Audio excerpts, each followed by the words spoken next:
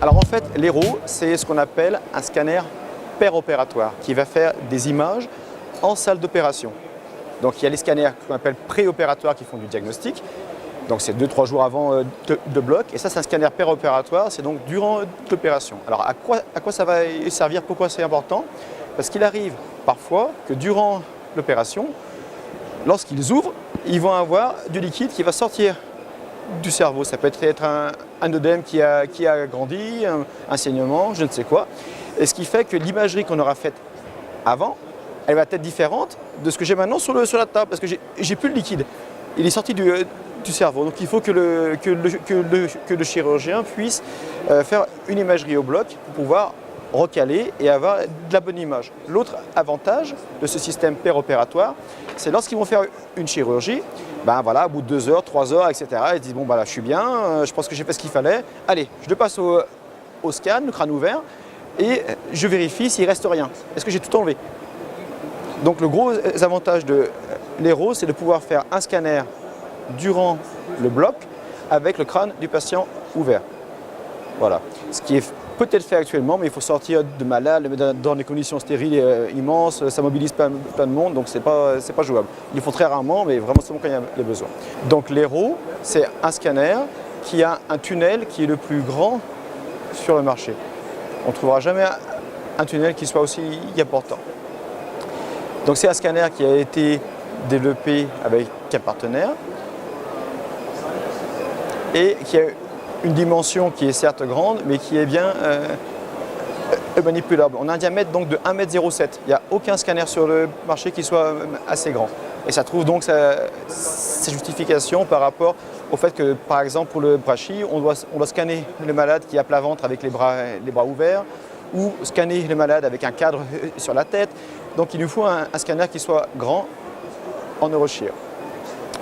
Donc on voit le scanner qui fait que 38 cm de large, ce qui est dû au fait qu'il est refroidi par air. Et surtout ce qu'on voit sur l'image, c'est qu'il y a des roulettes, ce qui fait que le scanner est donc déplaçable d'une salle à l'autre. Une salle d'opération 1, une salle d'opération 2 par exemple. Et on voit sur l'écran, lorsqu'il le manipule, il a une caméra qui va permettre au manipulateur de pouvoir avancer et de voir où il va. Il fait 700 kg, mais une seule personne suffit à le déplacer, parce qu'il est entièrement motorisé. Une fois qu'il est en place, dans le bloc par exemple, on le remet dans sa position de scan. Hop, voilà. Et on va aller chercher le malade. Donc là, le malade arrive sur son plateau de table, sur un petit chariot. Il est amené au-dessus du socle du scanner et le socle monte pour aller accrocher le plateau. Il soulève le malade et là, c'est en place. On peut donc utiliser le scanner. À partir de là, on va aller prendre donc la télécommande qui est en place et on va commencer les séquences d'acquisition. On va donc définir plein de paramètres, le nom, le service qu'il utilise, quelle vue je veux, est-ce que c'est du rachis, du crâne, définir la zone d'intérêt, pour pouvoir dire au scanner, ben voilà, tu vas juste scanner cette zone et donc faire les coupes adéquates. Donc les coupes, c'est un scanner qui fait ce qu'on appelle un 32 coupes, donc pour la définition c'est bien. Dans le bloc, on prévoit un petit coin en plomb où on va être isolé de tout ce qui peut être par rayon X. Et après, le scan commence. Tac. Donc aussi simple que ça. Le scanner bouge. Donc ce qui est assez remarquable, c'est un scanner aussi qui est alimenté en 220 volts. Il marche sur une prise normale. D'habitude, c'est plus, on a un scanner qui marche parfois sur un groupe qui est un peu plus puissant parce qu'il faut qu'il fasse plus d'images, donc il a besoin de plus d'énergie. Donc en termes de puissance, la simple prise ne suffit pas. Alors que là, comme on fait un nombre d'acquisitions restreint, on a besoin donc de moins de puissance.